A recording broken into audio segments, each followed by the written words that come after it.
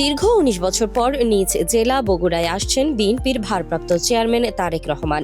তার আগমনকে ঘিরে পুরো জেলা জুড়ে বইছে আনন্দের জোয়ার। ইতিমধ্যেই বগুড়া শহর সহ জেলার বিভিন্ন এলাকায় শুরু হয়েছে ব্যাপক প্রস্তুতি।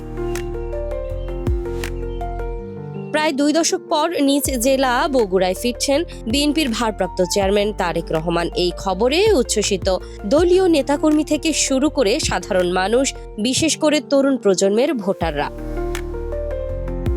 আশার আলো দেখছি আমাদের প্রিয় নেতা তারেক ভাই বগুড়ার মাটিতে আসবেন। আমরা আনন্দ উচ্ছ্বাস প্রকাশ করছি। ১৯ বছর পর আমাদের বগুড়ার সন্তান আমাদের এলাকাতে বা আমাদের বাড়িতে আসছে।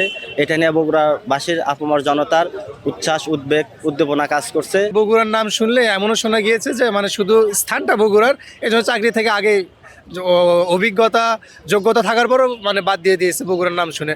কিন্তু বর্তমান সময়ে দেখা যাবে উনি যখন আসবেন তখন বাকি ৬৩টি জেলার মতো সমান তালে বগুড়ার লোকজনকে একই সমান ক্যাটাগরিতে উনি মাপবেন। ৬ সাল পর্যন্ত বগুড়ার যে উন্নয়নটা করছে গত ১৫-২০ বছরে ওই উন্নয়নটা বগুড়াতে এখনো হয়নি।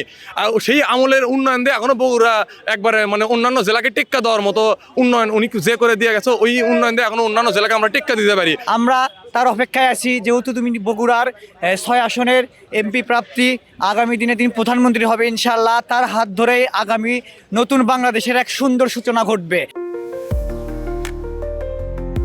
দলীয় নেতাকর্মীরা বলছেন, তারেক রহমানের আগমন শুধু একটি রাজনৈতিক সফর নয়, এটি বগুড়াবাসীর জন্য এক আবেগের মিলন মেলা।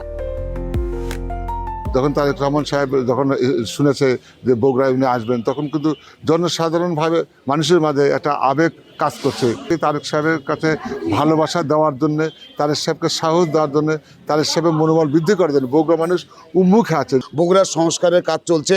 বগুড়ার সর্বস্তরের মানুষই মনে হয় সংস্কার করছে। তারা রাস্তাঘাট পরিষ্কার করছে, তাদের গাছের যে ডাল, অবশিষ্ট ডাল, সেগুলি কেটে তারা পরিষ্কার করছে।